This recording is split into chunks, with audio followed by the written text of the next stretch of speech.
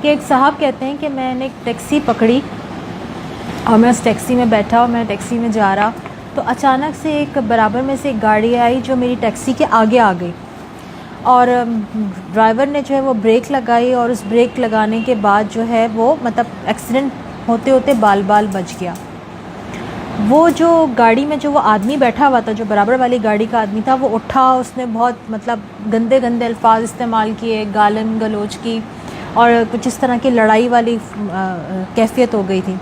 میں نے یہ دیکھا، وہ آدمی یہ کہتا ہے، میں نے یہ دیکھا کہ جو ٹیکسی ڈرائیور تھا اس نے اس کو ہاتھ کے اشارے سے سلام کیا، اس کو سوری کہا، اور وہ پھر آگے بڑھ گیا۔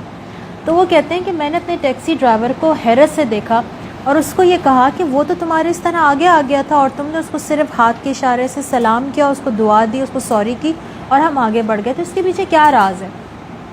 تو ٹیکسی ڈرائیور کہتے ہیں کہ اکثر لوگ جو ہوتے ہیں نا وہ کچرے کے ٹرک کی مانند ہوتے ہیں، ان کے اندر کچرا بھرا ہوا ہوتا ہے۔ وہ کچرا کس چیز کا ہوتا ہے؟ غصے کا، مایوسی کا، نفرت کا، گرج کا، نا امیدی کا۔ جہاں انہیں اس گاربیج کو ڈالنے کی جگہ محسوس ہوتی ہے نا، وہ اس گاربیج کو الٹ دیتے ہیں۔ اچھا، اب وہ گاربیج الٹنے کی جگہ میں اور آپ بھی ہو سکتے ہیں، وہ کوئی بھی ہو سکتا ہے، ٹھیک ہے؟ اچھا، وہ کچرے کا ٹرک ہم بھی ہو سکتے ہیں۔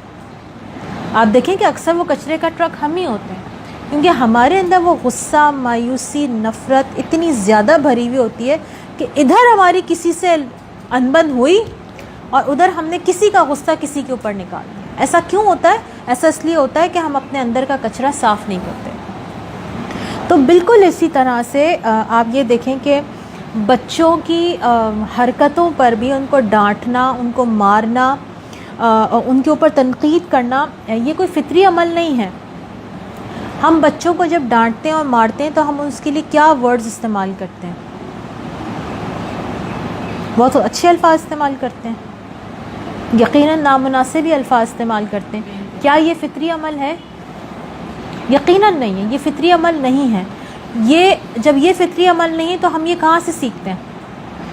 یہ ہماری اپنی بھی بچپن کی دیکھی ہوئی کچھ چیزیں ہوتی ہیں، اور اس کے بعد ہم بچپن سے سیکھتے ہیں کہ جدھر غصہ آئے ادھر ان باتوں کو اپنے منہ سے نکال کے اور اپنا دل ہلکا کر لو۔ تو یہ سب ہماری اپنی بھی بچپن کی تربیت ہے۔ تو ہمیں کرنا کیا ہے؟ ہمیں اپنے سوچنے کا انداز بدلنا ہے کہ ہم اپنے بچوں کے سامنے منفی الفاظ کا اور غلط الفاظ کا کم سے کم استعمال کریں۔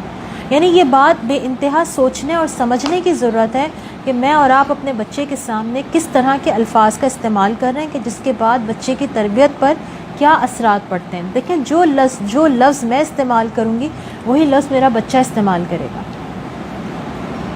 یہ کسی نے بڑی اچھی بات کہی کہ اگر آپ 10 دن تک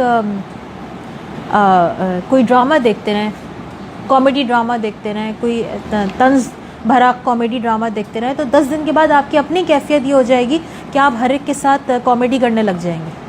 بات کیا ہوتی ہے کہ آپ جس کے ساتھ رہتے ہیں نا، آپ ویسے بننے شروع ہو جاتے ہیں، جو آپ دیکھتے ہیں وہ آپ بننا شروع ہو جاتے ہیں۔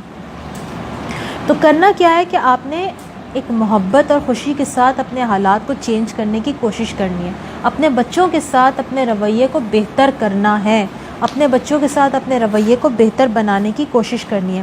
یہاں پر میں یہ کوٹیشن میں نے کوٹ بھی کیا ہے کہ تنقید بارش کے نرم قطروں کی طرح ہونی چاہیے جس کی بدولت کسی شخص کی نشو و نما ہو سکے۔ ایسا نہ ہو کہ یہ تنقید اس کی بنیادوں کو ہلا دے۔ اور ہماری تنقید کیسی ہوتی ہے؟ مطلب بنیاد کو ہلا دینے والی ہوتی ہے۔ آپ دیکھیں کہ اگر آپ اپنے بچے کی کارکردگی سے یا اس کی کسی بات سے مطمئن نہیں ہیں تو ایک طریقہ یہ بھی ہو سکتا ہے کہ آپ اس کو ڈانٹیں، آپ اس کو تذلیل کریں، آپ اس کو شرمندہ کریں۔ ایک طریقہ یہ بھی ہو سکتا ہے کہ آپ اپنے جذبات پر قابو پائیں، آپ ٹھنڈے دماغ سے اس سے بات کریں، معاملات کو دیکھیں۔ دیکھیں، یہ چیز واقعتاً مشکل ہوتی ہے، جب غصہ آ رہا ہوتا ہے تو جذبات کو کنٹرول میں کرنا بہت مشکل ہوتا ہے، لیکن مشکل راستے جو ہے نا وہ مضبوط لوگ ہی منتخب کرتے ہیں۔ مطلب یہ بات جو ہم کہتے ہیں نا کہ نہیں یار یہ کام بہت مشکل ہے، میں نہیں کر سکتی، تو یہ بات یاد رکھیں کہ جو کام آپ کو مشکل لگ رہا ہے نا، تو آپ کو اللہ تعالیٰ نے ایک اپارچونٹی دی ہے کہ آپ مضبوطی کا انتخاب کریں، آپ مضبوطی شو کریں کہ آپ کے اندر کتنی اسٹرینتھ موجود ہے اور آپ اپنے آپ کو کس قدر بہتر بنا سکتی ہیں اس اسٹرینتھ کے ساتھ۔ پہلا ہم جملہ جو کہتے ہیں اپنے بچوں پر، ہم تمہارا کتنا خیال رکھتے ہیں، یہ جملہ ہم میں سے کون کون کہتا ہے؟ میجورٹی کہتی ہوگی ہم تمہارا کتنا، میں تمہارا کتنا خیال رکھتی ہوں. ایک صاحب اپنا واقعہ کوٹ کرتے ہیں کہ میں نے ایک بیوہ سے اپنی پسند کی شادی کی. اس عورت کے 3 بچے تھے. میں نے اس کے بچوں کو پالا پوسا، پڑھایا لکھایا، ان کو کاروبار کروائے. وہ بچے وقت جب بڑے ہوئے، جیسے ہوتا ہے نا لڑکے جب بڑے ہونے لگتے ہیں، ٹین ایج میں ہوتے ہیں، جوان ہونے لگتے ہیں، تو ان لڑکوں نے کچھ بدتمیزی کی. میں نے اپنی بیوی سے شکایت کی کہ تمہارے بچے، یہ ہمارے بچے اول تھے تو وہ بیوی کے بچے، کہ یہ بچے میرے ساتھ بدتمیزی کرتے ہیں اور میں تو ان کا کتنا خیال رکھتا ہوں. تو بیوی نے ان کو کہا کہ تم خیال کر کے کون سا بڑا کارنامہ کر لیتے ہو، تمہارا فرض ہے، تم باپ ہو، تم کرتے ہو تو تم کون سا بڑا کمال کر لیتے ہو. وہ یہ کہتے تھے کہ میں خاموش رہا، لیکن یہ بات میرے دل کو چبھتی تھی. آخر کار ایک وقت آیا کہ جب وہ بچوں نے اپنی ماں سے بھی بدتمیزی شروع کر دی، اور جب ان کی ماں ان سے یہ کہتی کہ دیکھو میں تمہارا کتنا خیال رکھتی ہوں، تو وہ کہتے آپ نے خیال کر کے کون سا احسان کیا میرے اوپر، یہ تو آپ کا فرض تھا اگر آپ نے خیال کیا. تو بتانے کا مقصد یہ ہے کہ جب ہم یہ بات کرتے ہیں کہ میں تمہارا کتنا خیال رکھتی ہوں، تو آپ ایکچولی اپنے بچے کو کیا بنانا چاہ رہے ہوتے ہیں؟ احسان مند، کہ تمہیں میرا احسان ماننا چاہیے کہ میں تمہارا کتنا خیال رکھتی ہوں. بٹ ایکچولی کیا ہے کہ جب ہم اپنے بچوں کو احسان مند بناتے بناتے ہم ان کو احسان فراموش بنا دیتے ہیں. بچے، لیکن دیکھو میری بات سنو، بچہ آپ کے ورڈ سے نہیں سیکھتا، بچہ آپ کے عمل سے سیکھتا ہے. اب بچے کو پتہ ہے کہ آپ اس کا خیال رکھتی ہیں، یہ آپ کے کہنے سے وہ نہیں مانے گا، یہ اس کا کانشیس مائنڈ بھی سیو کر رہا ہے اور اس کے سب کانشیس مائنڈ میں بھی بیٹھ رہا ہے کہ آپ اس کا خیال رکھتی ہیں. آپ ماں ہیں نا، آپ سے زیادہ کون خیال رکھ سکتا ہے. یہ الفاظ نہیں بولنے چاہیے کہ ہم تمہارا کتنا خیال رکھتے ہیں. آپ ان کو تو احسان جتا رہی ہیں نا اپنا.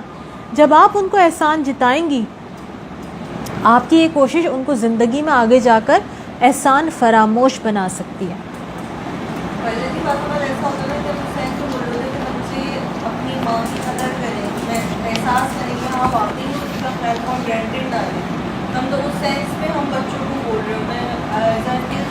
آپ یہ دیکھیں یہ جملہ الٹ ہو جاتا ہے. اچھا دیکھو، اچھا اپنے اوپر رکھ کے سوچو، اگر تم سے کوئی کہے میں تمہارا کتنا خیال رکھتی ہوں، میں نے تمہارے لیے یہ بھی کیا، یہ بھی کیا، یہ بھی کیا، تم کتنے دن برداشت کرو گے؟ تھوڑا ٹائم نا، اس کے بعد تمہیں کیا خیال آئے گا؟ اب بالکل اسی طرح بچے کے اوپر رکھ کے بات سوچو. اگر بچے سے یہ کہا جائے گا ہم آپ کے لیے یہ کرتے ہیں، تمہارے لیے ہم نے اتنی قربانی دی، تمہارے لیے میں نے اس آدمی کو برداشت کیا ساری زندگی، اور وہ اس آدمی کو تمہارے لیے برداشت نہیں کہتا، اس آدمی کو اس لیے برداشت کہتا ہے کہ وہ میری مجبوری تھی کہ مجھے اس آدمی کو برداشت کرنا تھا. ہم ہر چیز کی تان اپنے بچوں پہ کیوں توڑتے ہیں؟ ہمارا زور انہیں پہ ہوتا ہے صرف اور صرف اس وجہ سے